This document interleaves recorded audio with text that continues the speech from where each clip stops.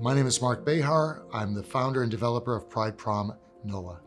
Marc thought of the idea for the Pride Prom because he recognized there's a tremendous need in the community for a fun, safe, welcoming space for LGBTQ young people. It's important for LGBT youth to be able to have their own prom because in some cases they're not welcome to bring a date of their own choice. They might not be allowed to dress in the attire that they choose to. And we wanted to create a different environment for them so they could enjoy the prom authentically. The Pride Prom also provides an opportunity for them to get to know each other and to build a network of supporting peers, and then also to get introduced to agencies that can help them. Many of them are suffering from PTSD as a result of a lot of the abuse and violence they've experienced in their past. Many of them are fleeing unwelcoming families, for example. I know at Covenant House, up to 90% of the transgender young people that we see have at one point attempted suicide. So it's a very, very serious issue for these young people that are often rejected by those who should have loved them unconditionally.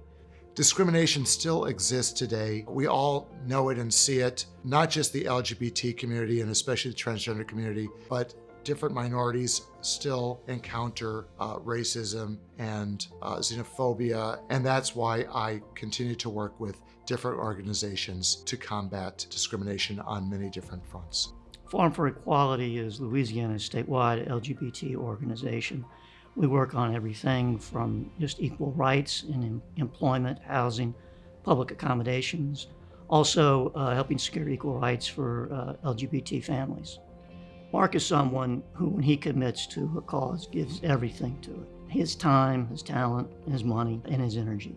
It is phenomenal to see him take over a project and move it from start to finish. Avadah is an organization that takes young people and trains up the next generation of Jewish social justice leaders.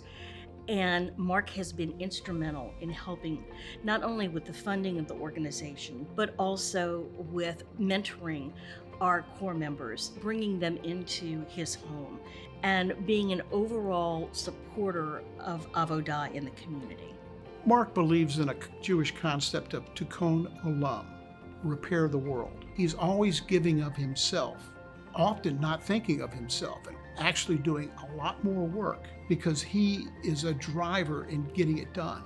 To me, the best example is the Pride Prom. Dr. B, that's what we call him, came to see us in December of 18 and asked us if we would be willing to partner with some sort of LGBTQ-friendly youth event, something like a prom.